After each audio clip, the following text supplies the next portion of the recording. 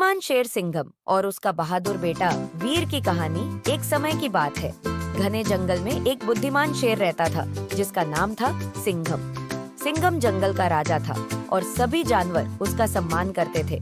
उसका एक छोटा बेटा था जिसका नाम था वीर, जो जिज्ञासु था और अपने पिता से सीखने के लिए उत्सुक था। एक दिन सिंघम ने तय किया कि अब समय आ गया है कि वह अपने बेटे को जंगल के नियम सिखाए। वीर, तुम्हें बहादुर और बुद्धिमान बनना होगा ताकि तुम एक महान नेता बन सको, उन्होंने कहा।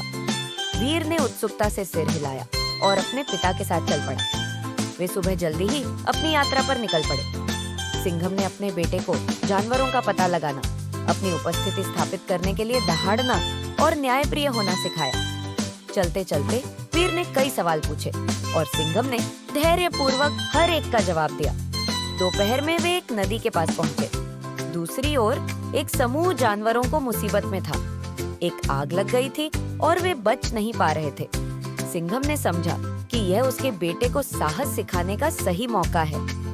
वीर, अब तुम्हें अपनी बहादुरी दिखानी है। हमें इन जानवरों की मदद करनी होगी, सिंघम ने कहा। बिना किसी झिझक के वीर ने नदी को पार किया, जोर से दहाड़ा ताकि अन्य जानवर सतर्क हो जाएं और फंसे हुए जानवरों को सुरक्षित मार्गदर्शन किया। जब वे घर लौटे, सिंघम अपने बेटे पर गर्व कर रहे थे। तुमने आज बड़ी बहादुरी और बुद्धिमानी दिखाई है।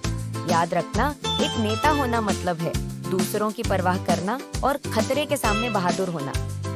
उस दिन से वीर एक बहादुर और बुद्धिमान युवा शेर के रूप में जाना जाने लगा, जो भविष्य में जंगल का राजा बनने के लिए तैयार था। बच्चों, ये कहानी हमें यह सिखाती है कि अच्छा नेता बनने के लिए समझ, साहस और दया जरूरी है और एक शिक्षक के साथ सीखकर हम भविष्य के लिए तैयार हो सकते हैं। Fantastic!